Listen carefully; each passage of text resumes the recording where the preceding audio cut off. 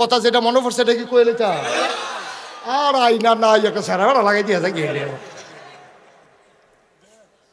বেআইয়ে বেআইয়ে এবার ফলা বিয়া করাইছে দাউদ কান্দি কি কান্দি দাউদ কান্দি এবার এমন বুদ্ধিমান বেআই পাইছে এই বেআইয়ে শান্তিরাতে গেলে এবারে বেআই এত মেহনত করে আইছে নিশ্চয়ই খিদা আছে রেডিমেড যা আছে খাইয়ালাম তো রেডিমেড যা আছে খাইয়াল তো রেডিমেড একটা মানুষের রোল খিতা থাকে মূলার দ্বারা দিয়ে হুটকে দিয়ে রাঁধছে এরপরে গিয়া কচু শাক রাঁধছে এরপরে গিয়া ডাইল রাঁধছে এইটা দিয়ে বেআইরে খাওয়াইছে এবার আপনারা বলতে হবে সান্দিনার বেআইয়ে কি জিতছে না ঠকছে মা কত না জিতছে না ঠকছে সান্দিনার বেআইয়ে একটু সহজ সরল বেআইন মশাল লাগবেন না আইসে পরে জিগাইতে আছে কি দিয়া খাওয়াইছে বেআইয়ে কয় রেডিমেড বেআর তো টান বেশি তো আমার লাগিয়া ও কইছে রেডিমেড খাইয়া লাইতাম টান বেশি হ্যাঁ আপনি বেআইর চালাকি ধরতেন পারবেন বেআই বাতাসা ছাড়া আইয়া পড়ছে কয় মনে নাই হেই বেআই না আমার আপনি এই বেআইয়ে বুঝে আপনার টান বেশি দিকে রেডিমেড খাওয়াই লইছে কয় তো রেডিমেড কিতা খাওয়াইছে কয় মূলার দ্বারা দিয়ে হুটকি দিয়া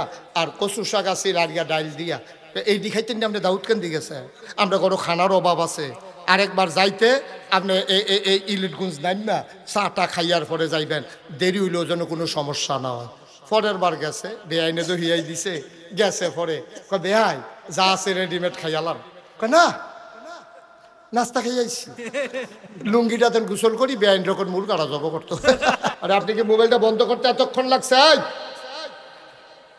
কি হয়েছে তোমার পকেটে ঢুকা ওটা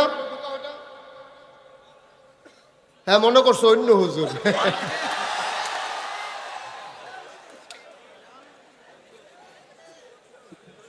একবার বলবো সাথে কানের তো খুললো এটা কারণ ডিফা ডাফা দিয়ে ইয়া বইছে দেহায় দেহায়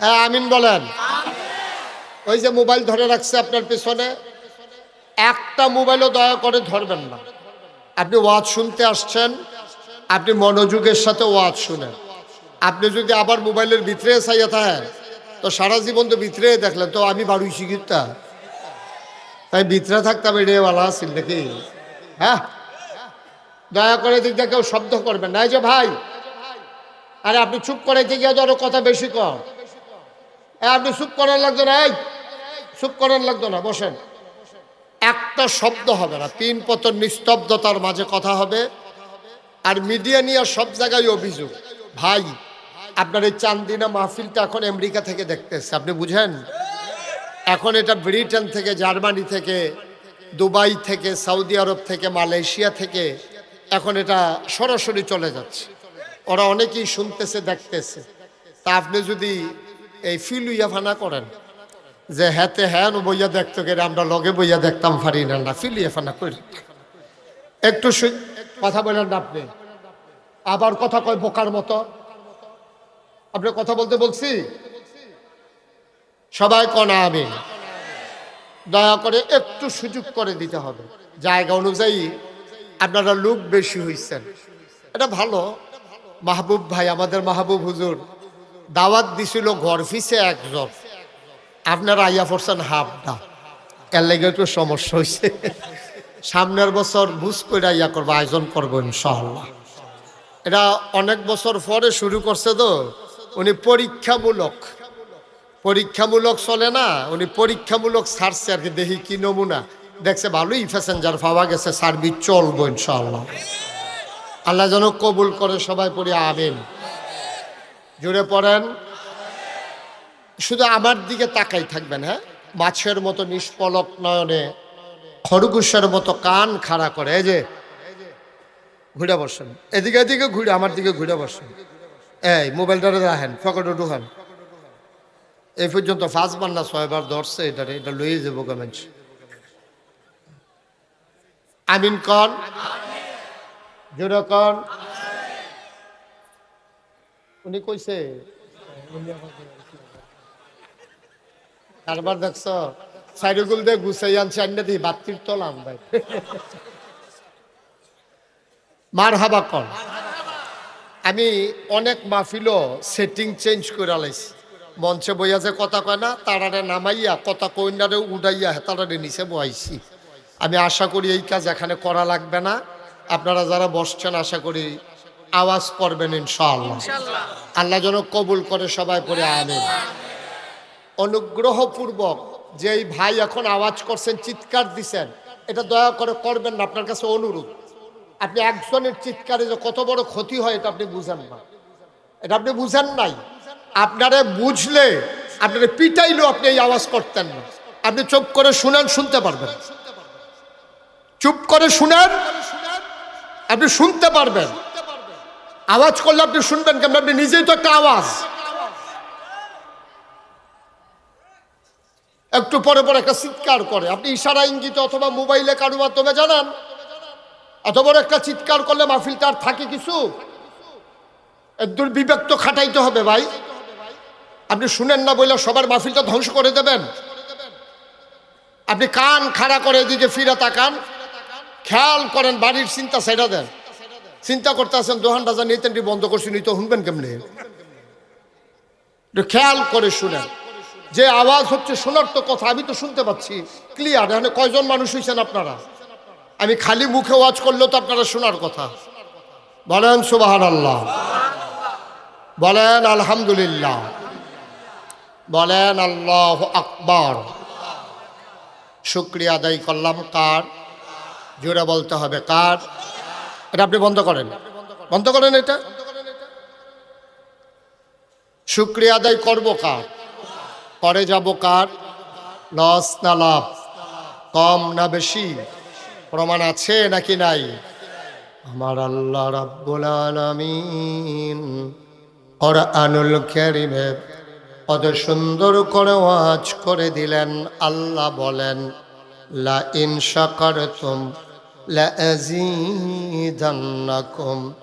ও দুনিয়ার মানুষ, নামত পেয়ে যদি শুকরিয়া আদায় করবে, যেই নামত পেয়ে শুকরিয়া আদায় করবে, শুকরিয়া আদায়ের কারণে ওই নামত আমার আল্লাহ আরো বহুত গুণে বাড়িয়ে দেবেন। বলেন সুবহানাল্লাহ। আমার আল্লাহ যা বলেন তা করেন নাকি করেন না? কম কম না বেশি বেশি? প্রমাণ আছে নাকি নাই? কুরআনুল কারীমে 30 পারায় সূরা বুরুজের শেষ অংশে আল্লাহ কত সুন্দর করে ওয়াজ করে দিলেন। আল্লাহ বলেন, ফাআলুল লিমা ইউরিদ। আমার আল্লাহ এমন আল্লাহ, তার যা মন চায় ওই কাজটাকে আমার আল্লাহ বেশি বেশি করে দেন। বলেন সুবহানাল্লাহ। আল্লাহ দুনিয়ার মানুষের মতো না। দুনিয়ার মানুষ বলে একটা, করে আর একটা, ঠিক কিনা?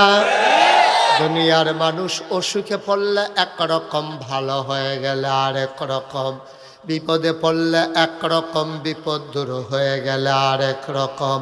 দুনিয়ার মানুষ ক্ষমতায় থাকার সময় একরকম, ক্ষমতা চলে গেলে আর একরকম, ঠিক কিনা? আমাদের আন্দাজ নাই, এই মুখে দিয়া যাই তাই কইতে থাকে। টেলিভিশনটা খুললেই, পত্রিকাটা খুললেই দেখা যায় খেলা হবে, আছে নাকি নাই? একটা এরকম একটা কথা কইলে সারে, তুমি খেলতা ফারবা কি ফারবা না এটা বুঝ করে কোন লাগে না? হ্যাঁ, ওপেন হার্ট সার্জারি ওই হচ্ছে, দুইজনে দইরা খেলা করান লাগে। হ্যাঁ তো কয় খেলা হবে, খেলতো পারে, হ্যাঁ খেলতো পারে। ফলাফাইনে যখন মাঠও নামছে অহন হেবাটার আর বিচাইরা পাওয়া যায়, তখন ফলাফাইনে এক সাইডটা গোল দিতে দিতে দড়ি গিটটাইয়া শেষ, খেলা আর শেষ হয় না, ঠিক কিনা কম?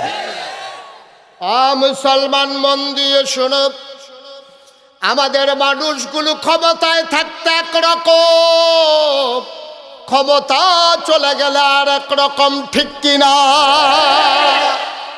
আল্লাহ তাবারক ওয়া তাআলা তিনি যা বলেন তিনি তাই করে দেন। তিনি ওয়াদা খেলাফ করেন না।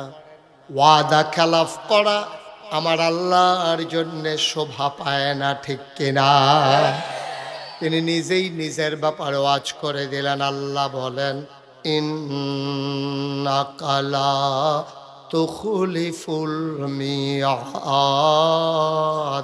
আমার আল্লাহ এমন আল্লাহ, তিনি যা ওয়াদা করেন, ওয়াদার খেলাফ করা আমার আল্লাহর জন্য শোভা পায় না।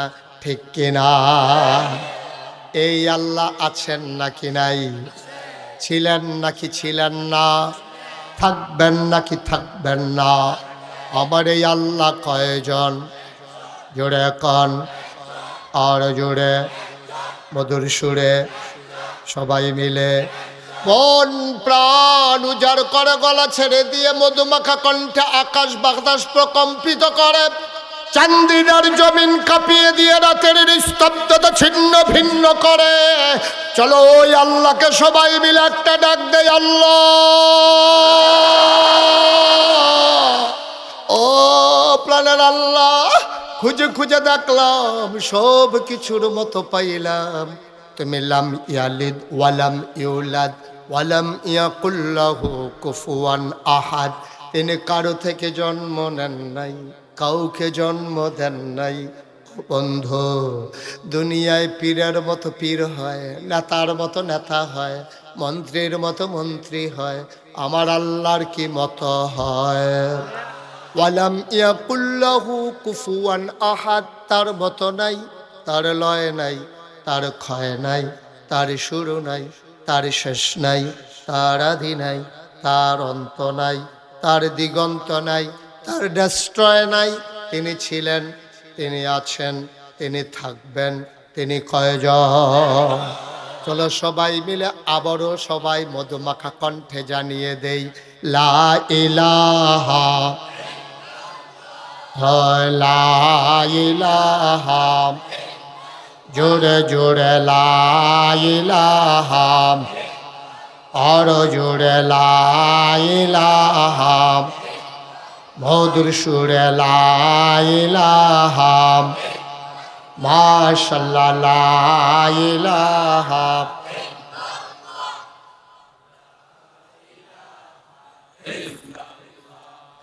লা ইলাহা, লা ইলাহা ইল্লাল্লাহ মুহাম্মাদুর রাসূল সাল্লাল্লাহু আলাইহি ওয়াসাল্লাম। সবাই পড়েন আলহামদুলিল্লাহ। কোরআনে ঢোকার আগে মারদুদ শয়তান থেকে ফেনা চাই, যিনি রহমান যিনি রাহিম, তার নামে চলেন শুরু করি, সবাই পড়ি। আউযু বিল্লাহি মিনাশ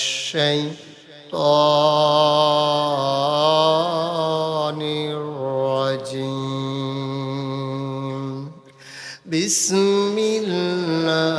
বিসমিল্লাহির রাহমানির রাহিম। ইয়া আইয়ুহান নাবিয়্যু তাকিল্লাহ ওয়া লা তুতি'ল কাফিরিনা ওয়াল মুনাফিকিন ইন্নাল্লাহা কানা আলিমান হাকীমা। আমার আল্লাহ রাব্বুল আলামিন কোরআনুল কারীমে 21 পারায় সর্বশেষ একটা সূরা দিয়েছেন। সূরার নাম রেখেছেন সূরা আহজাব। এই সূরা আহজাব মদিনায় অবতীর্ণ। এখানে আয়াত আছে 73টা, রুকু আছে 9টা। বলেন সুবহানাল্লাহ। আয়াত কত? সবাই মুখস্থ করে ফেলতে হবে। আয়াত কত? রুকু। সূরা কি মাক্কি না মাদানি? মাদানি সূরা। সূরার ভিতরে 73টা আয়াত, 9টা রুকু। আল্লাহ বলছে, ইয়া আইয়ুহান নবী, হে নবী। আল্লাহ নবীকে ডাকলেন, বললেন হে নবী। মুফাসসিরিন কিরাম ঐকমত্য পোষণ করেছেন, যদিও নবীকে ডেকেছেন, কিন্তু এই শুধু নবী এখানে এই আল্লাহর ডাকের আওতায় না। এখানে নবীর যত উম্মত, যত দুনিয়ার মানুষ, কিয়ামত পর্যন্ত যারা আসবে, কোরআনের প্রতিটি আয়াত, প্রতিটি বাণী, যেটা আমাদের জন্য হচ্ছে শিক্ষা। এই কোরআন হচ্ছে আমার তোমার জীবন বিধান, পথ চলার পথেও যদিও ডেকেছেন ইয়া আইয়ুহান নবী, হে নবী। ডাকের ভেতরে আমরাও যেন পড়ে গেছি, বলেন আলহামদুলিল্লাহ। আল্লাহ বললেন ইয়া আইয়ুহান নবী, হে নবী, ইত্তাকিল্লাহ, আপনি ভয় পাবেন শুধুমাত্র, কেবলমাত্র, একমাত্র আল্লাহকে। সুবহানাল্লাহ বলবেন না? ভয় পাবেন কাকে? কথা কয় না, ভয় পাবেন কাকে? এই কথা ডাকে ডেকে ডেকে আল্লাহ বলতেছেন নবীকে, ও নবী, আপনার কাছে অনেক কিছু আসবে, আপনার বিরুদ্ধে টিটকারি হবে, মস্কারা হবে, আপনার বিরুদ্ধে মামলা হবে, হামলা হবে, জেলখানায় থাকা লাগবে, আপনারে মানুষগুলো মস্কারা করবে, আপনার মৃত্যুর জন্য তারা ফাঁদ পাতবে, আপনাকে অযথা তারা হয়রানি করবে, আপনার কথাগুলো নিয়ে তারা ট্রল করবে, তারা টিকটক করবে, আপনার কথাগুলো নিয়ে তারা তামাশা করবে, মস্কারা করবে, আপনাকে ভয় দেখাতে চাইবে নানানভাবে, নানান শ্রেণী। ইত্তাকিল্লাহ, আপনি মনে রাখবেন আমি আল্লাহ আপনাকে বলছি, আপনি কাউকে, ওই প্রশাসন বলেন, ওই যান্ত্রিক এই আপনার যারা ক্ষমতার মসনদে আছে ওরা বলেন, প্রশাসন বলেন, র্যাব, গোয়েন্দা, কর্মকর্তা, কর্মচারী, যত ধরনের প্রভাবশালী, ক্ষমতাশালী, এলাকার সর্দার, পুঁজিপতি, রাষ্ট্রপতি, যারাই যেখানে ক্ষমতাসীন থাকুক, আপনি মনে রাখবেন কাউকে আপনি ভয় করবেন না, কুছ পারোয়া নেহি, আপনি ভয় করবেন শুধুমাত্র, কেবলমাত্র, একমাত্র আমার আল্লাহকে। ঠিক কিনা বলেন? মুসলমান, কাউকে ভয় করা যাবে না, ভয় করলে ঈমান নিয়ে কবরে যাওয়া যাবে না। আজকে যদি আমি এখন সুদের বিরুদ্ধে কথা বলি, এই এলাকায় যারা সুদখোর ওরা বলবে হুজুরকে একটা ওয়াজে পারে আর পারে না, আমি পারলেই কি আর না পারলেই কি, আমি যে এত বলতে আছি তারপরও তো আপনি ছাড়েন না, সুদখোর আমার ওয়াজে সন্তুষ্ট হবে না, এইটাই স্বাভাবিক। ঠিক কিনা? এমনকি তারা গুপ্ত হত্যার পরিকল্পনাও করতে পারে, এমনকি তারা আক্রমণ করতে পারে, নানানভাবে বেইজ্জতি করতে পারে, মাহফিলেরও এগুলো একটা সিল্লান দিতে পারে যে যেহেতু সুদের বিরুদ্ধে ওয়াজ হয়েছে, ওয়াজ তো আমার উফরাইয়া পড়তে আছে, একটা সিল্লান দে, তো সিল্লান দিলে সকলে দৌড় দিব, মাহফিল শেষ, তে বাচ্চা গেছে খেতে, আর চৈতন্যতার। মুসলমান, কেন আল্লাহ এই কথা নবীকে বললেন যে কাউকে ভয় পাবেন না? নবী কি কাউ কথা বলা লাগলো কেন? কারণ হলো নবী যখন দ্বীনের দাওয়াত দেওয়া শুরু করলেন, তিন দল মানুষ নবীর বিরুদ্ধে একেবারে খড়গহস্ত। তিন দল মানুষ নবীকে নানানভাবে নানান প্রস্তাব দিয়া থামিয়ে দিতে চেয়েছে, মৃত্যুর হুমকি দিয়েছে, মেরে ফেলবে ঘোষণা দিয়েছে, যেন কোনোভাবেই নবী ভয় না পায়। আল্লাহ তাবারক ওয়া তাআলা নবীর মনে বিশ্বাস জাগিয়ে দিচ্ছেন, ওয়ালা তুতিল কাফিরিনা ওয়াল মুনাফিকিন, ভয় তো পাবেনই না মুনাফিক কাফের যারা, তাদের অনুসরণ অনুকরণ করাও যাবে না। ঠিক কিনা? আপনি বলতে গেলেই সমস্যা, আপনি বলতে গেলেই সমস্যা, আপনি চুপ থাকেন, এটা অনেক ভালো। আর এমন কাজ করেন যেটাতে কোনো সমস্যা নেই। নবী যখন বললেন সাফা পাহাড়ের পাদদেশে, নবীজি যখন বললেন, ও দেশবাসী, আমার গোষ্ঠীর মানুষেরা, আমার রক্তের অংশরা, আমার যারা এলাকাবাসী, দেশবাসী, তোমরা আমাকে বলো আল আমিন, তোমরা আমাকে বলো সাদেক, আমি বিশ্বাসী, আমি সত্যবাদী। এই কথাগুলো তোমরা যখন ঘোষণা দাও, আবার আমি তোমাদেরকে যদি বলি কলু লা ইলাহা ইল্লাল্লাহ, তোমরা সবাই পড়ো লা ইলাহা ইল্লাল্লাহ।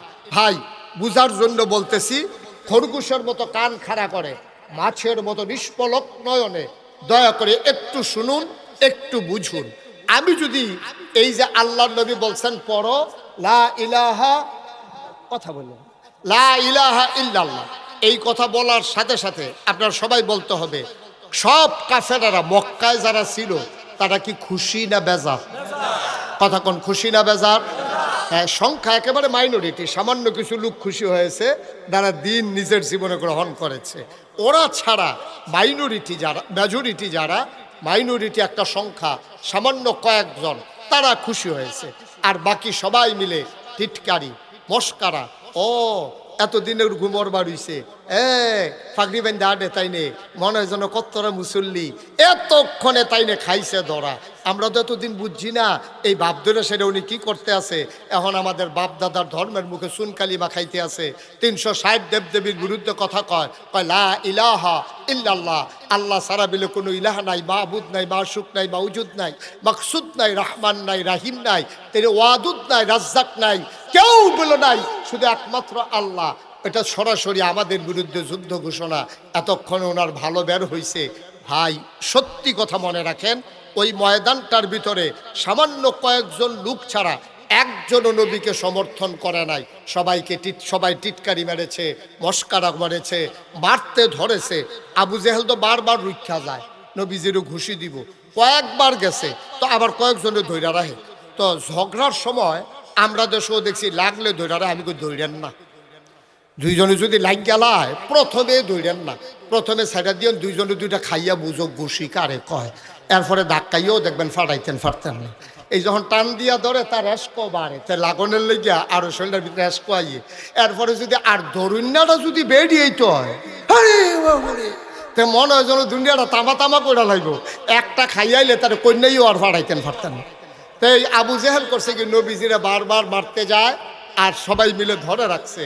আবার আবু জেহেল আবার ভয়ও পায় যে এখন যদি আমি নবীজির গায়ে আঘাত করি, নবীর চাচা আমির হামজা, নবীর চাচা আবু তালেব, নবীর চাচা আবু লাহাব, নবীর বংশ বনু হাসিম গোত্রের লোকেরা সবাই যারা আছে, আমি মোহাম্মদরে একটা ঘুষি দিলে যদি হগলে ফিরাইয়া একটা করে দেয়, তা আমি দেম একটা ভাগে পড়ে কয়টা, একটার জায়গা তো আর একটা থাকে না, অনেকগুলো তো ফেরে যায়। এইটা আবার ডরায়।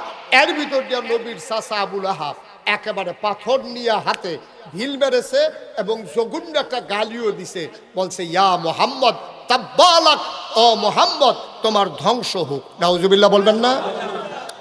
জোরে বলবেন না নাউজুবিল্লাহ? আবার আপনারা রায় দিবেন, ১৩,০০০ বছর আগে যারা নবীকে গালি দিল, মারতে গেল, পাথর মারলো, আজকে ১৫০০ পরে এই ২০২৫ সালে ১২ই জানুয়ারি আবার আপনারা রায় দিবেন, নবী কি খারাপ মানুষ ছিলেন? নবী কি সন্ত্রাসী ছিলেন? নবী কি বাসের ভিতরে আগুন দিছিলেন? নবী কি ক্ষমতা দখল করতে চাইছিলেন? চান্দিনা বাজারে ভিড় দখল দিছিলেন? তাহলে নবীরে মারতে গেল কেন? কারণটা কি? একটাই তখন শুধু কারণ ঘটেছে, নবী বলেছেন তোমরা পড়ো লা ইলাহা। আচ্ছা, তাইলে এই কথা বলার কারণে নবীরা তারা মারতে ধরে, গালি দেয়, ধ্বংস করতে চায়। আমি মুশতাক ফয়েজি নাগাইশের পীর সাহেব, আমি যদি এখন জিকির শুরু করি আর ফজর পর্যন্ত লা ইলাহা ইল্লাল্লাহ জিকির করি, সব মানুষ বিরোধিতা করবে দূরের কথা, সবাই এসে আমার এই দেশি মুরগির ডিম সিদ্ধ করে নিয়ে আসবে, মুরগার চাউ ছোট্ট করে বোনা করে সিডারুডি দিয়া যে হুজুরে অনেকক্ষণ ধরে জিকির করতে আসে, বিদেশি কম্বলটা, ফুতের টেহারা, গাছের লাউডা, মাছের মাথাটা, গরুর কলজাড়া সব আইনা নাগাইশের হুজুরের রুমের চতুর্দিক দিয়া, জিকিরের চতুর্পাশ দিয়া এরকম হাদিয়া তোহফা আসতে আছে।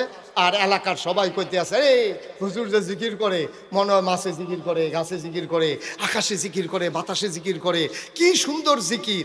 আমি জিকির করলে বাধা তো আসেই না, বরঞ্চ আমার হাদিয়ার অভাব হয় না।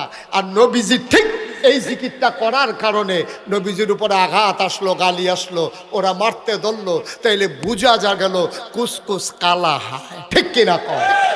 বুঝা গেল আমার জিকির আর নবীজির জিকির এক জিকির না, কারণ আমার জিকিরে কারো কিচ্ছু আসে যায় না। আর ওরা বুঝে ফেলেছে নবীর জিকির মানে সাংঘাতিক জিকির। আবু জাহেল বুঝেছে আমি এখন সমাজের নেতা, আমি এখন সর্দারি করি, মোহাম্মদের সুন্দর চরিত্র, একটা মিশা কথা কয় না, আগের রাইতে এই বিচারের নাম দিয়া আগের রাইতে টেহা খায় না, আমানতের টেহা মাইরা খায় না, রাস্তার গম আইছে এইডিও খায় না, হগিন্ডি বেডির লেগে বিস্কুট আইছে, আমরা হেতারা সেই বিস্কুট খাইয়া বইয়া রয়েছে, ঠিক কিনা? তারা দেখছে মোহাম্মদের যে চরিত্র, সুবহানাল্লাহ বলবেন না? আমার নবীজির যে চরিত্র, যেই সুন্দর অনুপম আদর্শ, কি সুন্দর তার হাসি, কি সুন্দর তার চেহারা, কি সুন্দর তার ব্যবহার, কি মজার তার এই মেহমানদারি, এই মানুষটা যদি সমাজে কায়েম হয়ে যায়, তাইলে আমি আবু জাহেলের সর্দারি এই সমাজে আর চলবে না, ঠিক কিনা কর? কথা ঠিক কিনা কর? এটা স্বাভাবিক জিনিস। এটা স্বাভাবিক জিনিস। সব অসতের মেলার ভিতরে একজন মানুষ যখন সৎ হিসাবে প্রকাশ পায় তখন অসৎ মানুষগুলো ডিস্ট্রয় হয়ে যায়, সততা বিজয়ী হয়ে যায়। কিন্তু আমাদের দেশে কি জানেন, অসতের এত মেলা হইছে, সৎ মানুষের এখনো কোনো দাম নাই। ঠিক কিনা কম? মনে করেন সব এই মাঠের ভিতরে হাজার হাজার মানুষ, আপনারা সবাই কাপড় চুপড় পরে আসছেন। এখন যদি একটা লোক একবার উলঙ্গ হইয়া, নিচেও কিচ্ছু নাই, উফরেও কিচ্ছু নাই, একবার উলঙ্গ এই মাঠের মাঝখানে আইয়া যদি দাঁড়ায়, তা আপনারা সবাই মিল্লা উনার থেকে আরম্ভ করিয়া আমি, মাহবুবুর রহমান আশরাফি ভাই, প্রিন্সিপাল হুজুর, আমরা এখানে যারা আছি সবাই কি বলবো? সবাই বলবো একটা অসভ্য কইতাইয়া মাই দেখে রইছে, তার শৈলকটা কাপড় চুপড় নাই, বার করতারে। কইব কি কইব না? কথা কইব কি না কন? কারণ যেহেতু আমরা সবাই কাপড় পরে রাখছি, এখন একটা উলঙ্গ মানুষ আসলে সে হবে অসভ্য। কিন্তু সবাই যদি আমরা উলঙ্গ হইতাম, একটা মানুষের গাওয়ার হয় নাগেশের ফিসাব থেকে আরম্ভ করিয়া মনে করেন কারো গায়ে এক টুকরা কাপড়ও নাই, এর ভিতরে যদি দিয়ে একজন লোক কাপড় পরে আইয়ে, আমরা সবাই মিললে তারে কি কয়া? অসভ্য না। প্রত্যেকটা টানা তুনা ফেসে বাড়াতে টানা তুনা ফেসে ইয়া হেলো বইছে। এখন এই জাহিলিয়াতের জমানায় কারবার হইছে এইটা। সব অসভ্যের মেলার ভিতরে একজন সভ্য নবী, তাকে তারা গ্রহণ করতে পারে নাই, সবাই মিলে তারা মারতে গেল। ঠিক কিনা কন? মুসলমান মন দিয়ে শুনুন, নবী দাওয়াত দেওয়ার সাথে সাথে তিন দল মানুষ নবীর বিরোধিতা শুরু করে দিল। এক দল হলো তৎকালীন সমাজের সমাজপতি যারা, তৎকালীন সমাজের নেতা যারা, এক নম্বরে ওরা বিরোধিতা করলো। কারণ হলো ওরা জানে আমার নবীর শাসন যদি, আল্লাহর শাসন যদি কায়েম হয়ে যায়, সৎ লোকের শাসন যদি কায়েম হয়ে যায়, আর এই জমিনে যদি আল্লাহর আইন বাস্তবায়ন হয়ে যায়, তাইলে আবু জাহাল, আবু লাহাব, উতবা, সাইবা কারোর পাত্তা থাকবে না। ঠিক কিনা? এই জন্য এক নম্বরে দাঁড়ালো ওরা যারা তৎকালীন সমাজের নেতা ছিল। দুই নম্বরে বিরোধিতা করলো কারা? যারা টাকাওয়ালা, কোটি কোটি টাকার মালিক ছিল। তারা বুঝে ফেলেছে যদি দিন কায়েম হয়ে যায়, শতকরা 2.5 টাকা হারে কেউ ইচ্ছা করে জাকাত দিলে দেবে, নাইলে তার থেকে জাকাত আদায় করা হবে। সুতরাং সে বুঝে ফেলছে এত মেহনতের টাকা ইসলামের নাম দিয়ে আবার কাছ থেকে নিয়ে যাওয়া হবে। এই জন্য তৎকালীন পুঁজিপতি টাকাওয়ালা যারা, তারা ঘোষণা দিয়ে দিল, টাকা নাও, ইসলাম থামা। ঠিক কিনা কন? এখনো একটু কথা কয়েন, আপনি কিন্তু 2-3 বার কথা কইছেন, আমি দেখছি।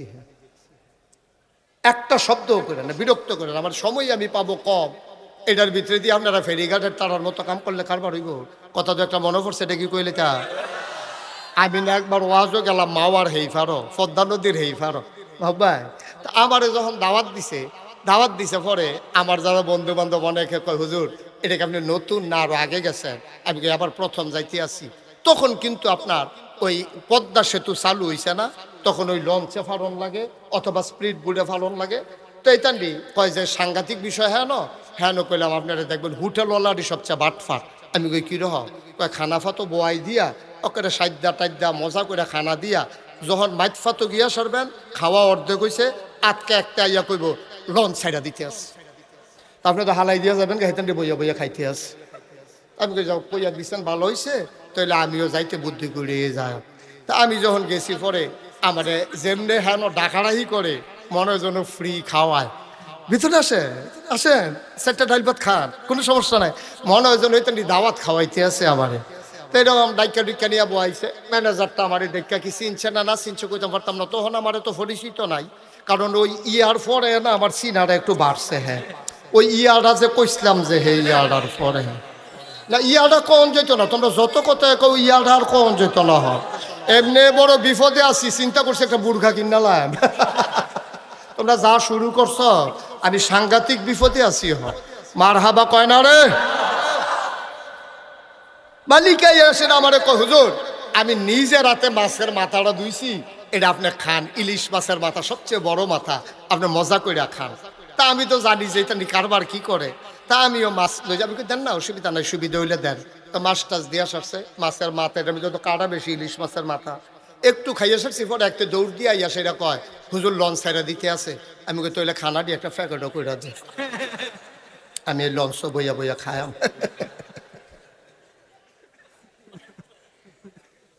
টেনশনের দরকার নাই, দাও দাও। কয় একটু দেরি হইব, তইলে আমি কই খাইয়েই উঠি।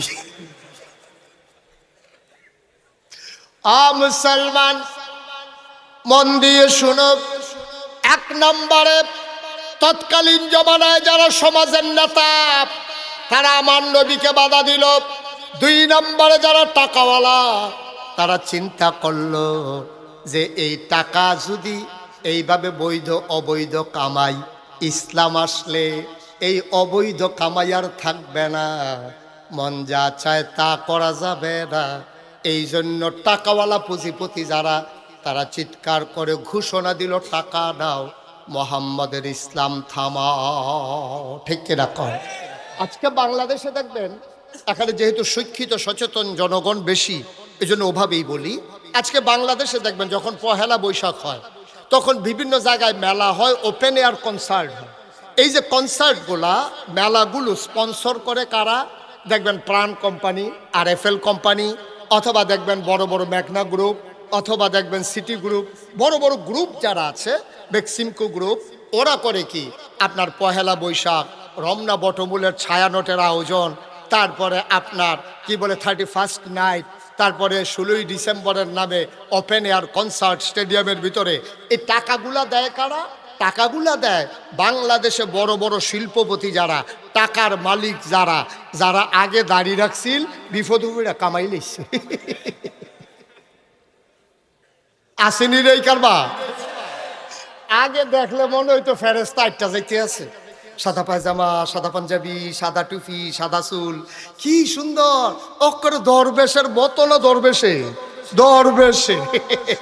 এত সুন্দর করে 8টা যাইতো। আর যেই মাত্রতে মাইনকা সিফাত পড়লো, কামাইয়া কুমাইয়া হমান। ঠিক কিনা কর? হেরা আচ্ছা কোন দুঃখে কল যারা ফাড়েনি কর। আচ্ছা আমরা রে হেরা কয় আমরা বিলে ধর্ম ব্যবসায়ী, আমরা বিলে ধর্ম লইয়া রাজনীতি করি, ধর্ম লইয়া ব্যবসা করি।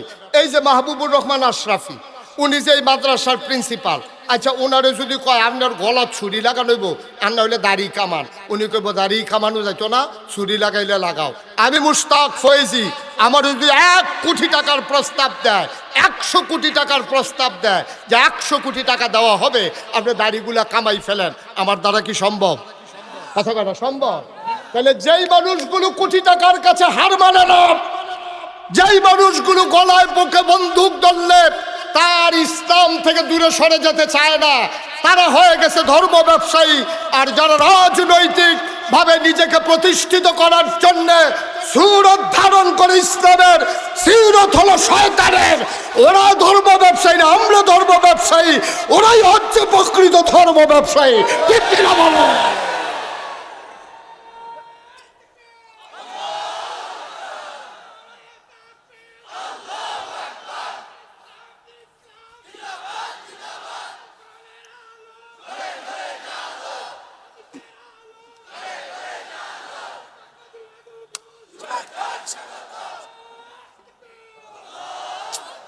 সবাই পড়ে না আমিন, জুড়ে পড়ে না আমিন। তাহলে রেজাল্ট কি দাঁড়ালো? রেজাল্ট দাঁড়ালো আল্লাহ তাবারক ওয়া তাআলা ১৫০০ বছর আগেই জানতেন এই কারবার যে হবে। তোমরা সুরত ধরবা একরকম, সিরত নেবা আরেক রকম। এজন্য আল্লাহ বলছেন ওয়ালা তুতিল কাফিরিন ওয়াল মুনাফিকিন, কাফের মুনাফিকদের অনুকরণ করা যাবে না, যাবে না, যাবে না। ঠিক কিনা কও? এই পথে আমরা যেদিন এসেছি, যেদিন আল্লাহকে আল্লাহ বলে মেনে নিয়েছি, নবীকে নবী বলে মেনে নিয়েছি, যেদিন বিশ্বাস করেছি এই জীবন থেকে একদিন হারিয়ে যাওয়া লাগবে, আর ওই জীবনটা শুধু যেমন তেমন জীবন না, সেখানেই হবে আসল ফায়সালা।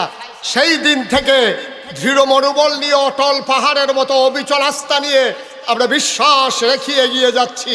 এই পথে চলতে গেলে এ পথ কখনো কুসুমাস্তীর্ণ নয়, এ পথ কণ্টকাকীর্ণ। এ পথে চলতে গেলে কাটার আঘাতে রক্তাক্ত হওয়া লাগবে, রঞ্জিত হবে পিচ ডালা পথ। এটা জেনে জেনেই আমরা এ পথে এসেছি। আমরা জানি এ পথে আসতে গেলে মামলা হবে, হামলা হবে, যাই জুলুম নির্যাতন হবে, প্রয়োজনে জীবন দেওয়া যাবে, ইমান দেওয়া যাবে না। রাজি আছো কিনা হাত তুলে দেখা।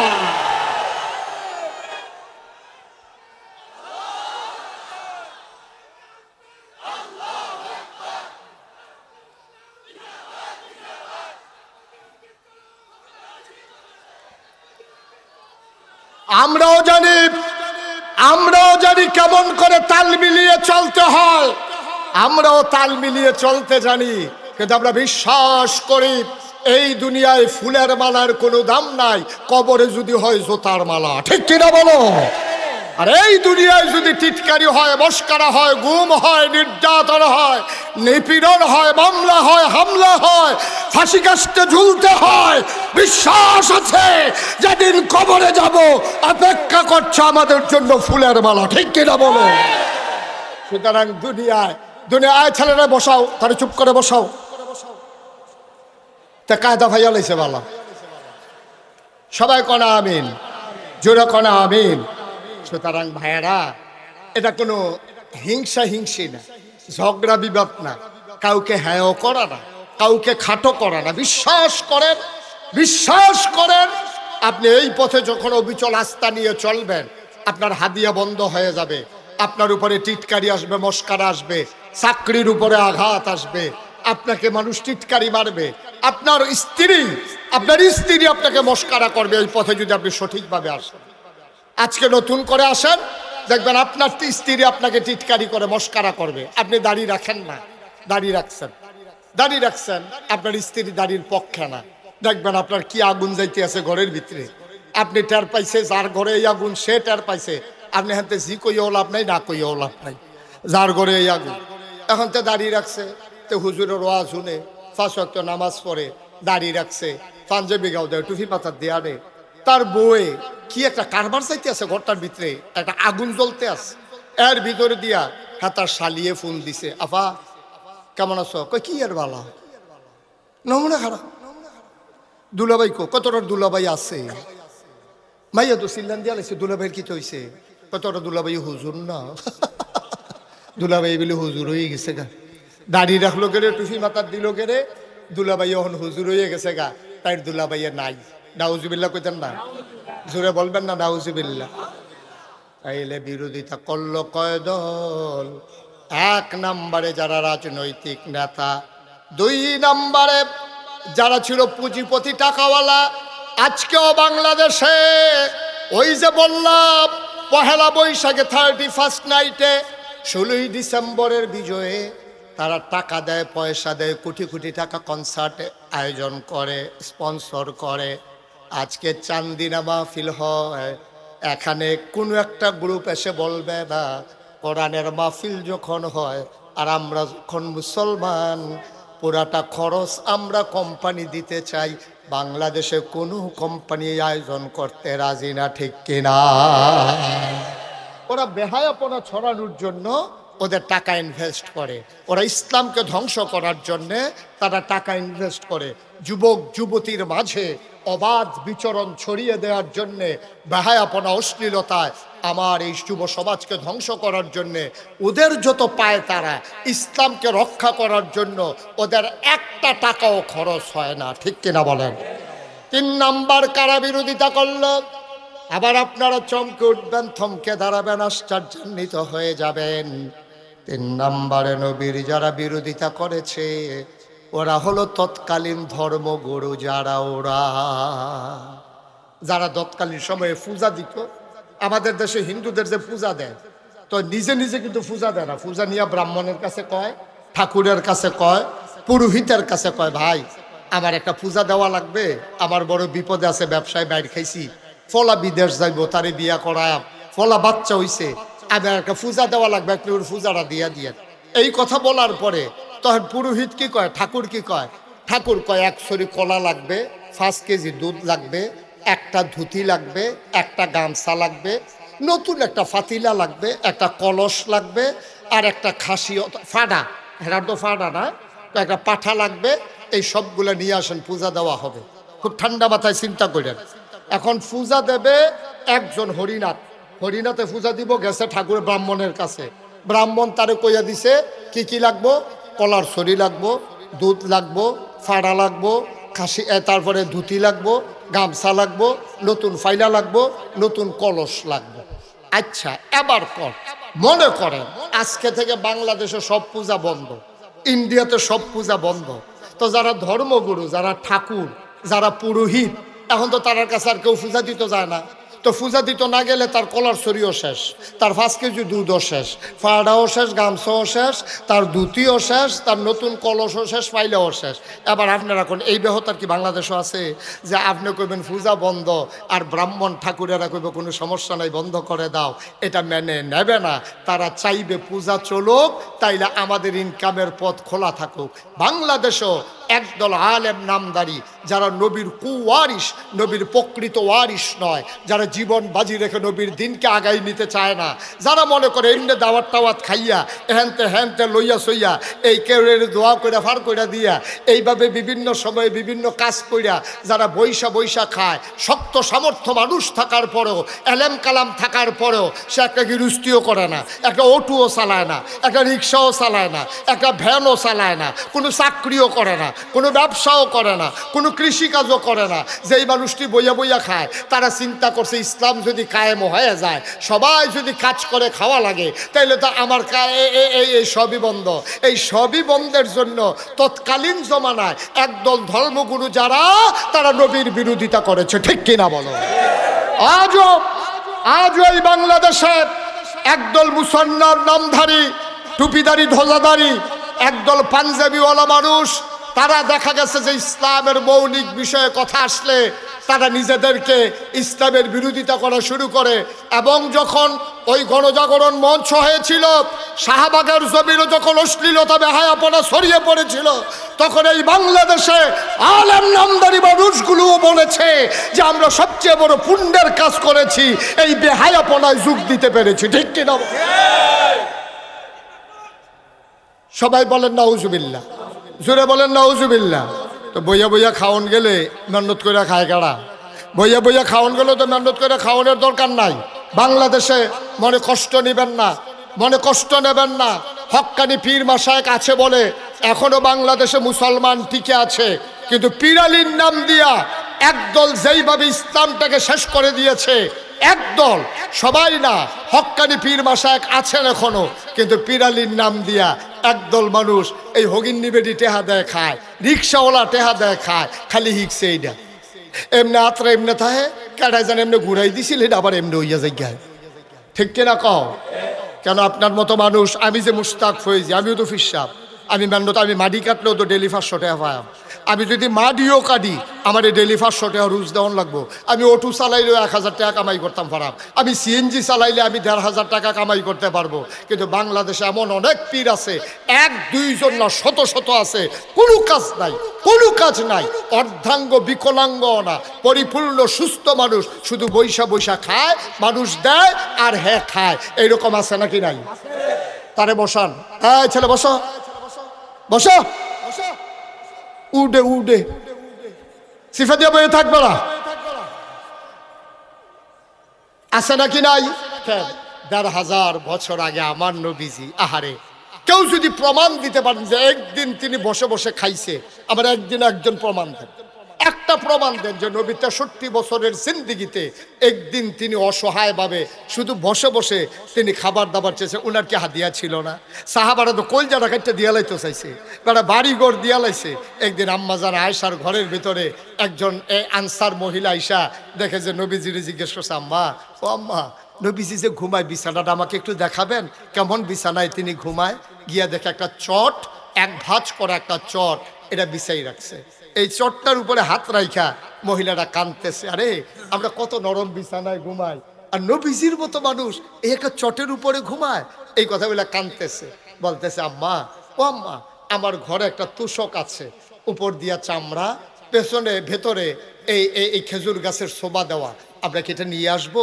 আম্মা জান আয়েশা ছোট্ট মানুষ, তিনি খুশি হয়েছেন, তিনি মনে করলেন মজাই হবে, আরাম করে শোয়া যাবে। যখন এই টাইনা দেওয়া হলো, ঈদ অবসরে নবীজি ঘরে ঢুকলেন। উনি যখন খাটের উপরে বসলেন, দেখলে একটু নরম নরম লাগতেছে। নবীজি বললেন, এইটা পাইলা কই? কয়েকজন মহিলা হাদিয়া দিয়েছে। আয়েশা, ও আয়েশা, আমার নবীজি আমার উহুদের পাহাড়, আমার আল্লাহ আমাকে উহুদের পাহাড়টা স্বর্ণ বানাই দিতে চাইছিল, আমি এটা রাজি হই নাই, আমি দুনিয়া থেকে ছেড়ে দিয়েছি। সামান্য একটা তুষকের কাছে হার মেনে যাব, ওকে ডেকে তুষকটা ফেরত দিয়ে দাও, আমার তুষক লাগবে না, আমার জন্য এই চটি আমার যথেষ্ট। সুবহানাল্লাহ বলবেন না? আল্লাহর নবী শেষ বয়সে একটু বাঁকা হয়ে হাঁটতেন, তিনি একটু কজু হয়ে গিয়েছিলেন, বাঁকা হয়ে গিয়েছিলেন। আম্মা জান আয়েশা কেঁদে কেঁদে বলতেন, নবী গো, আপনার বয়স তো এত বেশি হয় নাই, আপনার বয়স আর কত হইছে, এই বয়সে আপনি কেন বাঁকা হয়ে গেছেন? আল্লাহর নবী চোখের পানি ছেড়ে দিলেন, ডাক দেখো আয়েশা, ও আয়েশা, তোমাকে বলা হয় নাই খন্দকের যুদ্ধের সময় আমাকে যখন সালমান ফার্সি পরামর্শ দিল যে মদিনার চতুর্পাশ দিয়ে একটা খাল খনন করেন যেন কাফেররা আমাদেরকে আক্রমণ করতে না পারে?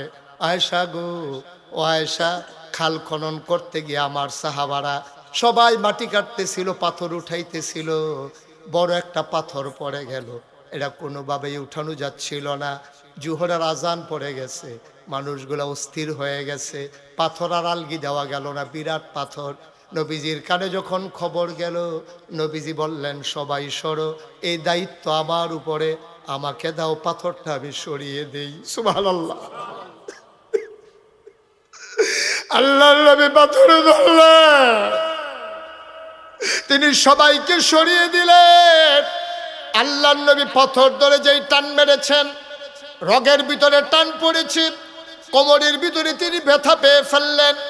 তিনি আস্তে করে সোজা হয়ে দাঁড়াতে গেলেন, একটু বাঁকা হয়ে গেলেন।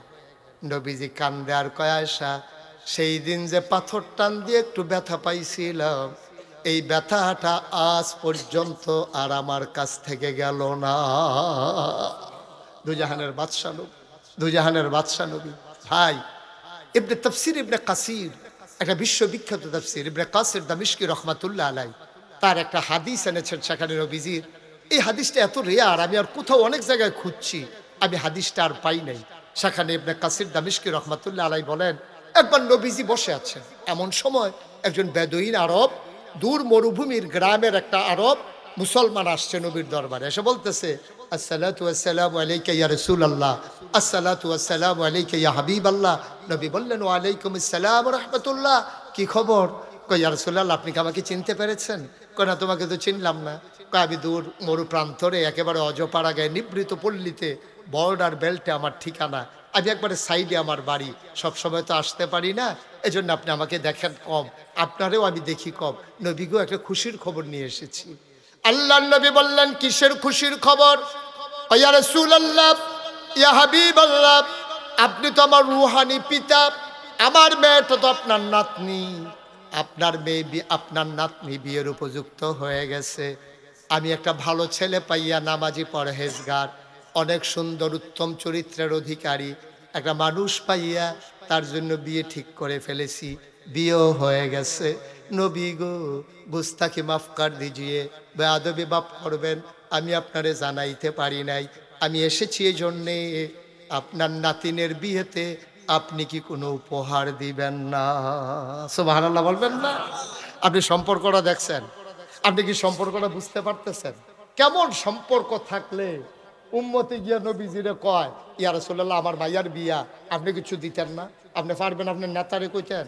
আপনি পারবেন আপনার ফিস সাহেবরে কইতেন যে, হুজুর, সারাটা জীবন তো আপনার ফিসে ঘুরলাম, আমার মেয়ের তো বিয়া, আপনার তো নাতিন, আপনি কি দিবেন হুজুর? এই কথাটা বাংলাদেশে কোনো ফিস সাহেবের কাছে গিয়ে বলা যাবে? বরং ফিস সাহেব আরও আশা আশায় থাকে, নাতিনের যখন বিয়ে হইছে একটা লুঙ্গি আর একটা ছাতি তো নিশ্চিত, ঠিক কিনা কন? ছাতি তো একটা ফার্ম হয়ে, লুঙ্গি এতে কোনো সন্দেহ নাই, পাঞ্জাবির কাপড়ও দিত ফা। যেহেতু আমার নাতিনের বিয়ে হয়েছে, আমি তো এটা ফা না, তাই না, যে জীবনে মাঝে মাঝে দেওয়ান দরকার, তাই না, এটার আর খবর নাই, তাই খালি হাদিয়া লইতে ইচ্ছে। আবার মাসালা কয় হাদিয়া লোন সুন্নত, অন হাদিয়া লোন যে সুন্নত, এটার লগে লগে যে আছে হাদিয়া দেওয়ানও সুন্নত, এটা তাই ভুললেই লিস, ঠিক কিনা কন? নাতিনের বিয়ে হয়েছে, ফিসা হুজুর আপনি কি দিবেন? বাংলাদেশে ওই কথাটা কইন না মুরিদ, আর এইরকম কথা কোনের জায়গা ফিসা বড় অভাব আছে, ঠিক কিনা কন? খাইতে খাইতে খাইতে খাইতে মুড়িদরা খালি দুনিয়া সারায়। তা বাবা দুনিয়া সারো, বাবা দুনিয়া সারো। দুনিয়া সারতে সারতে হেতে সব সাইডা দিছে। আর এবারে ক্ষেত রাখতে রাখতে এই গ্রাম বাদ দিয়ে এই গ্রামও গেছে। মুড়িদরা খালি দুনিয়া সারায় আর এবারে খালি দুনিয়াটা আঞ্জা দিয়া ধরে। আপনি বললে আপনি জিব্বা কামড় দিয়ে কচ করে কেটে ফেলবেন। আমি এমন একজন পীর সাহেবের নাম জানি, আপনি শুনলে অবাক হয়ে যাবেন। এই যে গত বিএস খতিয়ান হইল, এই লাস্ট যেটা বাংলাদেশের সরকারদের খতিয়ান করতে হইলো, অফিসার এসে এক পীর সাহেবরে জিজ্ঞাসে যে হুজুর আপনার জায়গা জমির কাগজপত্র লই আইয়েন, আর আপনার কয় ভাই কই বোন কন, আমি এটি ফরায়েজ মতো বাক করে দিয়ে দেন। এবারে হাসতে হাসতে কয় আমি আবার বাহের ঘরে একজনে সব দিয়ে আমারে দেন। এবারে কাগজপত্র সব লেখা দিয়া সেরা থানা তো যাইতে পারছে না। ওই ফির সাহেবের বই নাইতে খবর পাইয়া অফিসারে গিয়া মাইক ফটো দৌড়ে বইছে, আপনি যদি সব বাইয়েতে লেখা দিছেন, তা আমার দোষ কি, আপনার বাইয়েই তো কইছে আপনারা কেউ নাই। হেবারা আছে একজন, তো হেবারে দিতাম না দ্যাম কারে। এইরকম ফির সাহেব বাংলাদেশও নাউজুবিল্লাহ কইতেন না, জোরে কইতেন না নাউজুবিল্লাহ। কষ্ট হইতেছে আপনাদের না? এই কয়েক মিনিটের ভিতরে ছেড়ে দিচ্ছি। আল্লাহর নবী বসে আছেন নিথরে নিস্তব্ধ হয়ে। সাহাবা গিয়া কয় ইয়া রাসূলুল্লাহ, ইয়া হাবিবাল্লাহ, আপনার নাতিনের বিয়ে, আপনি কি কোনো উপহার দিবেন না? নবী বিব্রত হয়ে গেলেন, পকেট হাতড়ালেন, একটা পয়সাও পকেটে নাই, ঘরে দেওয়ার মতো কিচ্ছু নাই।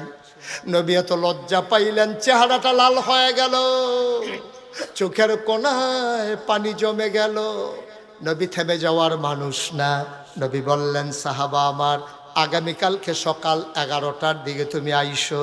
যদি আমি দরজা বন্ধ করে আরাম ফরমাই, তোমার সাথে আমার গোপন সংকেত, তুমি দরজায় ধরে নাড়া দেবা, শিকলে ধরে 3 বার নক করবা, আমি বুঝবো তুমি এসেছো, তোমাকে অনুমতি দেওয়া হলো, আমি এটাকে বেয়াদবি মনে করব না। এই কথা বলে চলে গেলেন সাহাবা। যাওয়ার পথে নবী বললেন, ছোট্ট একটা শিশি আনবা, একটা কাঠি আনবা। শিশি আর কাঠি নিয়ে সাহাবা আসলেন। পরের দিন নবী দরজা বন্ধ করে ঘুমিয়ে আছেন। আস্তে করে 3 বার নাড়া দিলেন, সালাম দিলেন, আসসালাতু আসসালামু আলাইকা ইয়া রাসূলুল্লাহ, আসসালাতু আসসালামু আলাইকা ইয়া হাবিবাল্লাহ। দরজা খুলে দিলেন নবীজি, আহলান সাহলান মারহাবা, মোস্ট ওয়েলকাম, আমার ঘরে তোমারে স্বাগতম। সাহাবা ভেতরে ঢুকলেন। নবীজি বললেন, শিশি আনছো নাকি? কয় জি ইয়া রাসূলুল্লাহ, শিশি এনেছি। এবার সাহাবা কয়, নবী পাঞ্জাবির হাতাটা কোনই পর্যন্ত উঠালেন, 2 পাঞ্জাবির হাতা কোনই পর্যন্ত গুছাইয়া তিনি শক্ত করে এমনভাবে কচলাইতে শুরু করলেন। কচলাইতে কচলাইতে হাত 2টা গরম হয়ে গেল, পশমের গোড়ায় গোড়ায় ঘাম জমে গেল। আল্লাহর নবী বললেন, শিশি এনেছো নাকি? কয় হ্যাঁ ইয়া রাসূলুল্লাহ এনেছি। আবার নবী হাতটা বাঁকা করলেন, বললেন, কনুর কাছে শিশিটা ধরো। শিশিটা ধরা হলো, জমা ঘামগুলো ফোঁটা ফোঁটা করে শিশির ভিতরে পড়তেছে। 2 হাতের ঘাম, আবার 2 হাত অর্ধেক করে শিশিটা ভরে গেল। আল্লাহর নবী মুখটা বন্ধ করে কাঠিটা হাতে দিয়া ডাক দেয়া কয়, সাহাবারে, ও সাহাবা, গরিব নবী তোমার, ইচ্ছে করলেই একটা দাবি উপহার দিতে পারলাম না। একবেলা খাইলে আর একবেলায় চুলায় আগুন জ্বলে না। না পারলাম দিতে কানের দুল, না পারলে দিতাম একটা নাকের ফুল।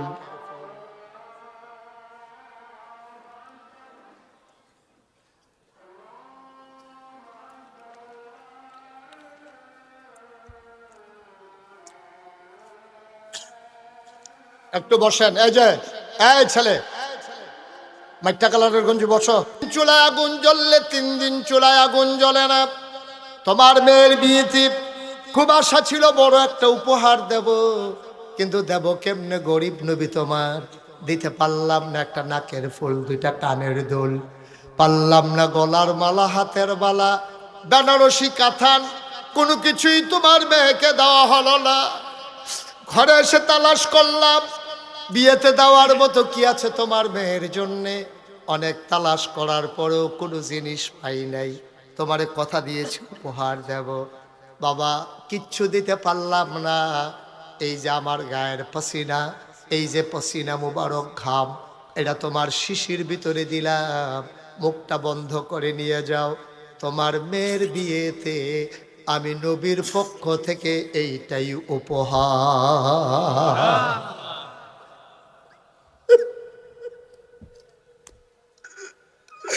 কি নবী আমার, এই নবী তোমার আমার নবী, কলিজার ভিতরে মায়ায় ভরা।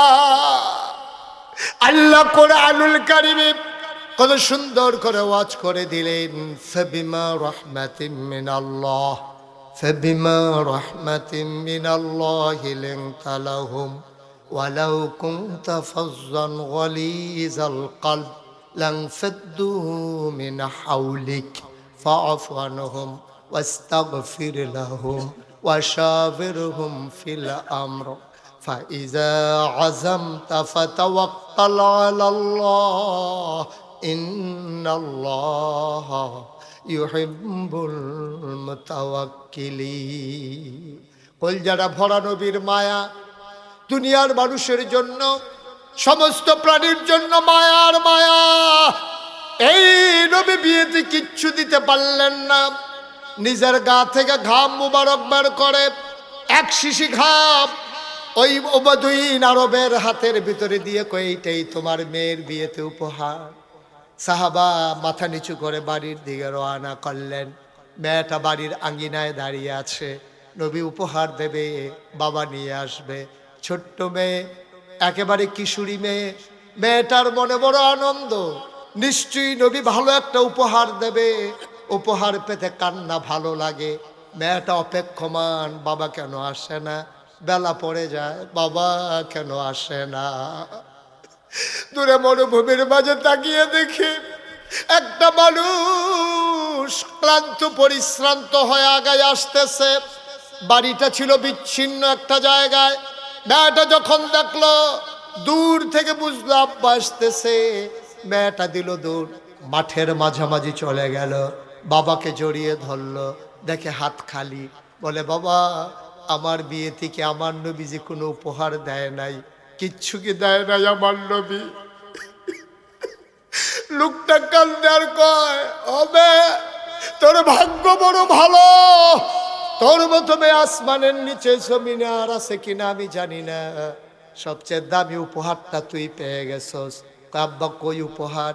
লুঙ্গির খুঁট থেকে বের করলেন ছোট্ট একটা শিশি। যখন বের করার সাথে সাথে পুরা এলাকাটা সুগন্ধে ভরে গেল। মেয়েটা কয়, বাবা এটা কি? ওইটাই তোর বিয়েতে নবীর দেওয়া উপহার। নবী নিজের হাতে ঘাম বের করে তোর জন্য শিশিতে ভরে দিয়ে দিয়েছেন। মেয়েটা খপ করে হাতে নিল, চোখে মুখে লাগালো, বুকে লাগালো, চিৎকার করে কয়, বাবা গোটা পৃথিবীটা যদি নবীজি আমারে দিত, আমি এত খুশি হইতাম না। নবীর গায়ের আতর পেয়ে আমি যত খুশি হয়েছি।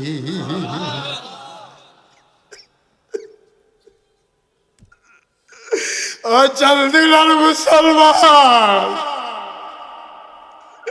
ও এলাকার মুসলমান, মুশতাক ফয়েজি যদি কোনোদিন এই ময়দানে আর না আসে, কোনোদিন যদি তোমাদেরকে না ডাকে, মনে রাখবা আমি এসেছিলাম, মনে রাখবা কথা কয়টা বলে গেলাম। আমার দেশে রাজনৈতিক নেতা বলো, পীর মাশায়েখ বলো, ব্যবসায়ী বলো, পুঁজিপতি বলো, সবাই যার যার স্বার্থে ইসলামকে ব্যবহার করেছে। খুব কম মানুষ আছে ইসলামের মতো নিজেকে সাজিয়েছে, এই রকম মানুষের সংখ্যা বড়ই কম। এই জন্য আমি বলি, তোমার মন মতো আব্বা ইসলাম হবে না, ইসলামের মন মতো তোমাকে হইতে হবে, ঠিক কিনা? ইসলামের মন মতো আপনাকে আমাকে হইতে হবে। বাবা এইটা যদি আপনি মেনে নিতে পারেন, এটা যদি ডিটারমাইন্ড হন, আপনি যদি সিদ্ধান্ত নেন যে হ্যাঁ আমি আমার পীরকে ওইক্ষণ পর্যন্ত মানব যিনি যতক্ষণ পর্যন্ত ইসলামের মৌলিক বিষয় আপোষ করেন না, ততক্ষণ পর্যন্ত আমি আমার পীরের সাথে আছি। আমি যখন দেখব আমার পীর নামাজের দিকে উৎসাহিত করে না, আমার পীর রোজার দিকে উৎসাহিত করে না, আমার পীর সুদখুর ঘুষখুর মদখুর সমান তালে সবার থেকে হাদিয়া নেয়, আমি বুঝবো এই পীর পিন্ডা, এই পীর পিন্ডামের কলঙ্ক, ঠিক কিনা বলো? এইটাই যদি আমরা সিদ্ধান্ত নিয়ে আগাই যাইতে পারি, এটাই যদি সিদ্ধান্ত নিয়ে আগাইতে পারি, মৌলিক বিষয়ে কখনো তো ফারাক থাকতে পারে না, কোনো মতবিরোধ থাকতে পারে না। কেন আপনি নামাজের ব্যাপারে তো কোনো দ্বিমত নাই। এই যে ফরজ নামাজ, ফজরের নামাজ 2 রাকাত, জুহরের নামাজ 4 রাকাত, আসরের নামাজ 4 রাকাত, মাগরিবের নামাজ 3 রাকাত, এশার নামাজ 4 রাকাত, এই ফরজের ব্যাপারে কারো কোনো দ্বিমত নাই। আমি যদি এখন বলি, আজকে যেহেতু এত বড় মাহফিলের আয়োজন হয়েছে, আমরাও সবাই আলেম ওলামারা আসছি, মঞ্চে, মঞ্চের পার্শ্বে, ডাইনে বামে, মাদ্রাসায় এত বড় বড় আলেম, আজকে সবাই মিললে আমরা সিদ্ধান্ত নিলাম মাহফিলের দিনে তো এখন আর কাজকর্ম নাই, আর নামাজ তো ভালো জিনিস, এটা তো আর খারাপ জিনিস না। আজকে মাহফিলের দিনে আমরা সবাই মিলে আশারের ফরজ নামাজ আমরা 8 রাকাত পড়ব। রাজি হবেন আপনারা? কথা বলেন, রাজি হবেন আপনারা? কেউ রাজি হবেন না। তাইলে আল্লাহ এক, এই ব্যাপারে তো আমাদের কারো কোনো দ্বিমত নাই। নবীজি একজন, এই ব্যাপারে তো কারো দ্বিমত নাই। এই কোরআন আমাদের সংবিধান, এই ব্যাপারে তো কারো দ্বিমত নাই। 5 ওয়াক্ত নামাজ, এই ব্যাপারে দ্বিমত নাই। ফরজ রোজা, এই ব্যাপারে দ্বিমত নাই। ওয়ালিল্লাহি আলান নাসি হিজ্জুল বাইতি মান ইসতাতা ইলাইহি সাবিলা, সামর্থ্য থাকলে হজ করা, এই ব্যাপারে দ্বিমত নাই। ওয়াতুজ যাকাত, যাকাত প্রদান করা, এই ব্যাপারে কারো দ্বিমত নাই। দ্বিমত কোন জায়গায়? কেড়ায় খেরুইছে, কেড়ায় বইছে। ও ঠিক ঠিক কর না কেন? আপনি কি কোনটা দিয়ে ঠিক কর না? আপনি গেলাম মাহফিলটা দিলাম, ঠিক নি রে? এই বাংলাদেশে কোথাও আপনারা এই পর্যন্ত শুনছেন যে নামাজি বেনামাজি ফিটাফিটি করে 5 জন হাসপাতাল? কথা কোন সত্য? শুনলেও কইবেন না, শুনলে না কইবে।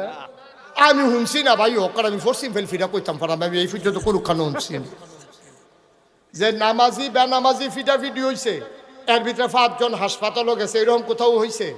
আচ্ছা, হাসপাতালে গেলে গেছে, না গেলে হুদা ফিটাফিটি হয়েছে, এরকম হয়েছে নি? নামাজি বেনামাজি তর্কাতর্কি হয়েছে, এরকম হয়েছে নি? নামাজি বেনামাজি ঝগড়া লাইছে, এরা বেনামাজির একটা মসজিদ দিয়া লাইছে, নামাজির একটা মসজিদ দিছে, এরকম হয়েছে নি? তাহলে নামাজি বেনামাজি ফিটাফিটি নাই, নামাজি বেনামাজি তর্কাতর্কি নাই, নামাজি বেনামাজি ঝগড়া করে 2 মসজিদ হইছে না। কিন্তু বাংলাদেশে কেডায় মিলাদের ভিতরে খেরুইছে, কেডায় বইছে, এইটা লইয়া ফিটাফিটি হইছে, মানুষ হাসপাতালও গেছে, আবার 2 মসজিদ হইছে, ঠিক কিনা? আমরা কই আছি? আমরা এত বোকা, অক্করে বেহতারে লাশ সীমানাত সাইস্টল বইয়া যে হড় হড় করে হুদ দাফাও, বুদ্ধি নেই তো। বুদ্ধি থাকলে তোমারে বুঝি বেআইয়ে মুলার দ্বারা দিয়ে হুটকি দিয়ে খাওয়াই দিছে। কথা যেটা মনে পড়ছে এটা কি কইলে তা? আর আইনা না একটা সারা বেড়া লাগাই দিয়ে যায় গেলে বেআইয়ে বেআইয়ে। এবার ফলা বিয়া করাইছে দাউদকান্দি। কি কান্দি?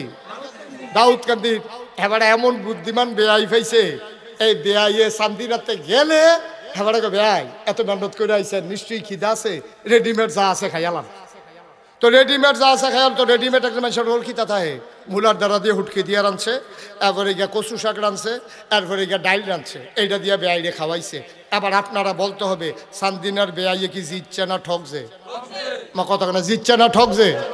সান্দিনার বেআইয়ে একটু সহজ সরল বেআইন মশাল লাগবেন না, আইসে পরে জিগাইতে আছে কি দিয়া খাওয়াইছে বেআইয়ে? কয় রেডিমেড। বেআইর তো টান বেশি তো আমার লাগিয়া, ও কইছে রেডিমেড খাইয়া লাইতাম। কয় টান বেশি? হ্যাঁ, আপনি বেআইর চালাকি ধরতেন পারবেন? বেআই বাতাসা ছাড়াইয়া পড়ছে, কয় মনে নাই হেই বেআই না আমার। আপনি এই বেআইয়ে বুঝে আপনার টান বেশি দিকে রেডিমেড খাওয়াই লইছে। কয় কয় তো রেডিমেড কিতা খাওয়াইছে? কয় মুলার দ্বারা দিয়ে হুটকি দিয়া আর কচু শাক আছে আর গিয়া ডাইল দিয়া। এই দিখাইতেন আপনি দাউদকান্দি গেছে, আমরা কোনো খানার অভাব আছে। আরেকবার যাইতে আপনি এই ইলিটগঞ্জ নাইন না, চাটা খাইয়ার পরে যাইবেন, দেরি হইলেও যেন কোনো সমস্যা না হয়। পরের বার গেছে, বেআইনে তো হিয়াই দিছে, গেছে পরে কয় বেআই যা আছে রেডিমেড খাইয়ালাম। কয় না, নাস্তা খাইয়াইছি, লুঙ্গিটাতে গোসল করি, বেআইন রকম মুরগাড়া জব করতো।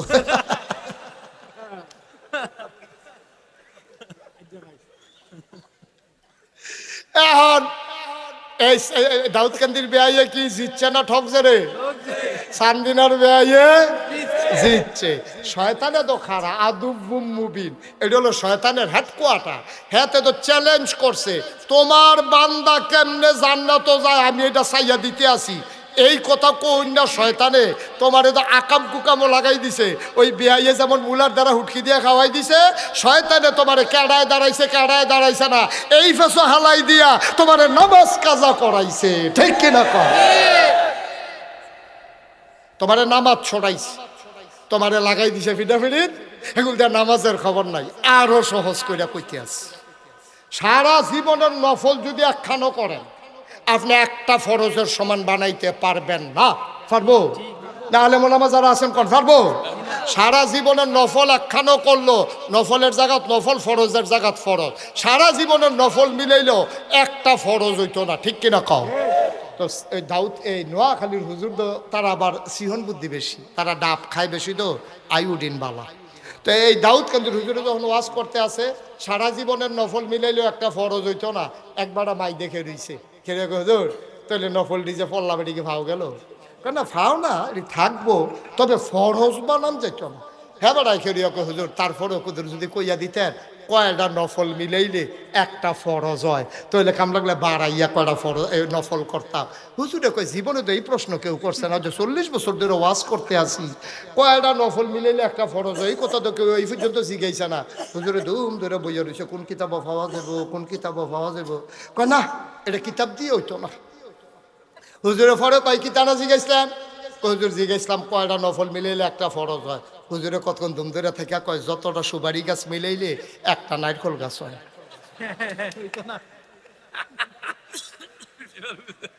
1 কোটি সুপারি গাছ মিলাইলে তুমি যেমন একটা নারিকেল গাছ বানাইতে পারবা না, সারা জীবনের নফল মিলাইলে ফজরের একটা সাজদার সমান বানাইতে পারবা না। ঠিক কিনা? তোমার নফল লাগাই দিয়া ফরজ তরফ করাইতে আছে, তুমি দাউদকান্দির বেআইয়ের শখ করো ফরস, তোমারে মুলার দ্বারা হুটকি দিয়া দিয়া খাওয়াইতে আছে, তুমি ফানা হইলা মুরগা, তোমারে লাগাই দিছে মুলার দ্বারা দিয়া হুটকি দিয়া। আব্বা তুমি বুঝছো না তোমারে যে কি ধরা খাওয়াইছে, শয়তান নানান সুরতে তোমার কাছে আইয়ে, কোনো শয়তান করলাম 2 জাতের, এটা আপনারা হুমসান না বোধ হয়, মিনাল জিন্নাতে ওয়ান নাস, শয়তান জিনের ভিতরে আছে, মানুষের ভিতরেও আছে।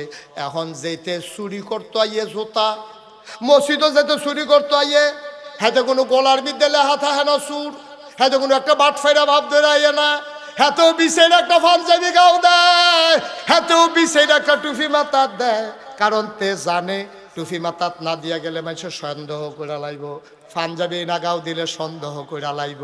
এর লাইগা জোতা চুরেও জোতা চুরির আগে দিয়ে একটা ভাব ধরে, বাংলাদেশও ইমান চুরির আগে একদল ইমান চুর একটা ভাব ধরে। ঠিক কিনা? দেখলে মনে হয় তোমার ফেরেস্তা নাজিল হয়েছে, কি সুন্দর ফাগড়ি, কি সুন্দর দাড়ি, কি সুন্দর পাঞ্জাবি, মনে হয় তোমার ফেরেস্তা একটা যেটা শয়তানের হেডকোয়ার্টার। ঠিক কিনা? তুমি আমার মুসলমানের ভিতরে বিভেদ সৃষ্টি করো, ফরু মাসালা নিয়ে তুমি 3 ঘন্টা ওয়াজ করলে 4 ঘন্টা তুমি ফরু মাসালা নিয়ে ওয়াজ করো, মৌলিক ওয়াজ তোমার নাই। বাংলাদেশে তুমি বেনামাজি দেখো না, নামাজের ওয়াজ পারো না, তুমি আওয়াবিনের ওয়াজ করো, আশরাকের ওয়াজ করো, আগে নামাজের ওয়াজ করো। 18 কোটি মানুষ আগে নামাজি হোক, তারপরে যখন নামাজ ধরে লাইব তে বিছাইটা আরো নফল নামাজ বার করবো, মোজা ফাইয়া লাইলে। ঠিক কিনা? হেতে বাইক যাওয়ার জ্বালায়, হেতে হৌর বাইক গেছে বেড়াইতো, যাও হুদাবাদ খালি যাও খাওয়ায় তো এই জ্বালা আয় যাও খাইতে খাইতে ভিতরটা তামা করে লাইছি। হৌর বাইত গিয়ে দিয়ে কুদু সিন্নি টিন্নি খাওয়ান যায়নি, গিয়ে দেখছে যে দিছে যাও, হৌর বাইত গেছে পরে শুরু করছে যাও দিয়া, তো যাও দিয়া যখন দিছে তো বাইত যেই যাওয়াটা জ্বালায় হৌর বাইত আইলাম, সেই যাও দিয়ে ভাই হৌর বাইতো শুরু হয়েছে, তেমনি ঠেলা দিয়া কইছে নিহি খায়েঙ্গে। ওই নিহি খায়েঙ্গের লগে যে আঙ্গুলের মধ্যে যে কুতুর লাগছে, এটা মুখ দিয়া দেখে মিডা লাগে। এত মনে মনে কি তারা যাও মনে করে ঢালা দিয়ে দিলাম, সিন নিয়ে না।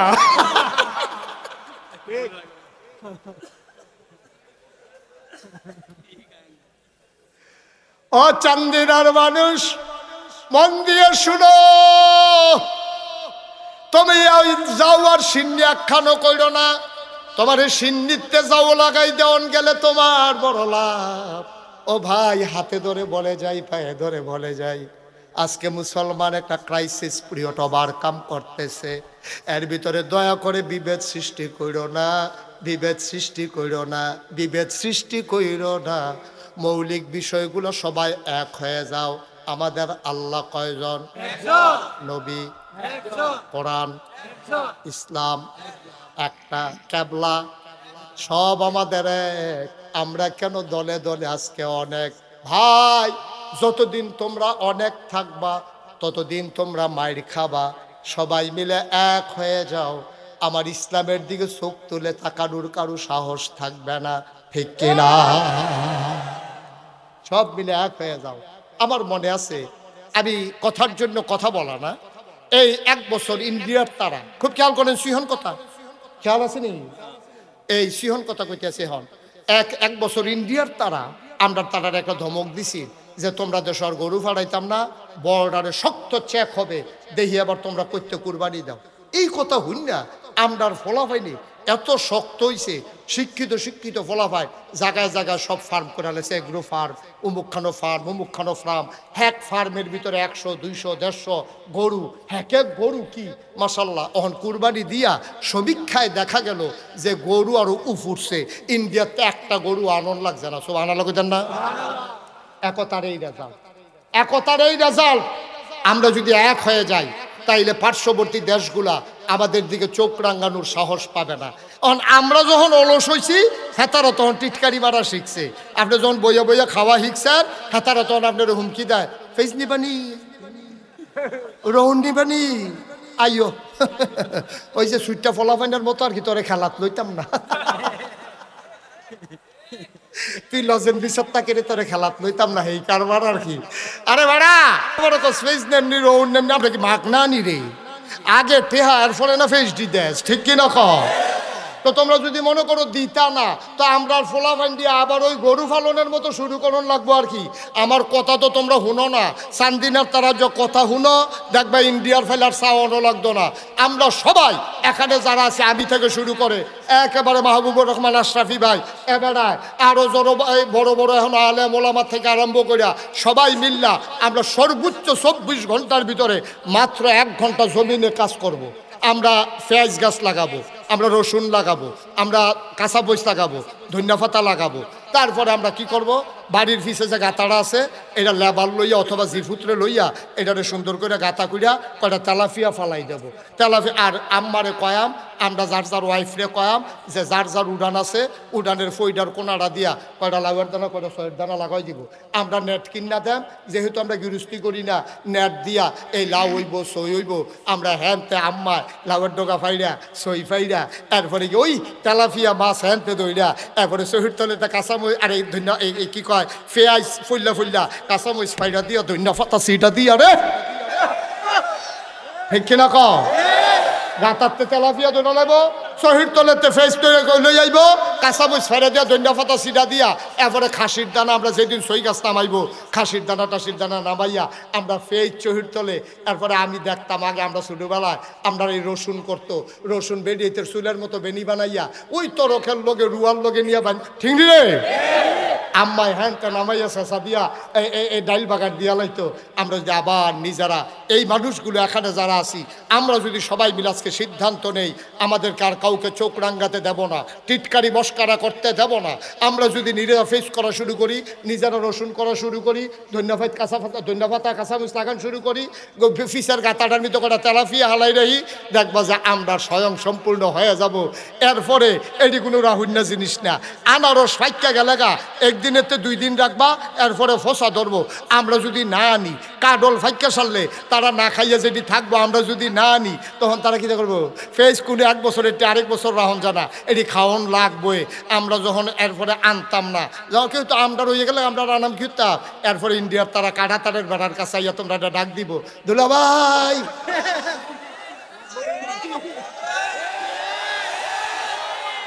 দুগলা ফেস নিয়েন, আমরা কয় নিহি খায়েঙ্গে শহীদ তোলে, ঠিক কিনা কালাবেন? কথা তো হুনচ্ছা তৈলে ইন্ডিয়ার তারা আমরা ফেস দিয়া ডর দেখাইতে পারলো না, ঠিক কিনা আজকে চলো এই 56,000 বর্গ মাইলের বাংলাদেশ, টাকনাফ থেকে তেতুলিয়া, রূপসা থেকে পাথুরিয়া, আবার 18 কোটি মানুষ, আমি হিন্দু বৌদ্ধ খ্রিস্টান, তিনি আমাদের মাঝে এসে তাশরীফ এনেছেন। ওয়াজ শুনলে বুঝবেন ওয়াজ কারে কয়, আমার কি আর ওয়াজ, আমি তো আইজ যাই আপনার লোকে খাতির আছে।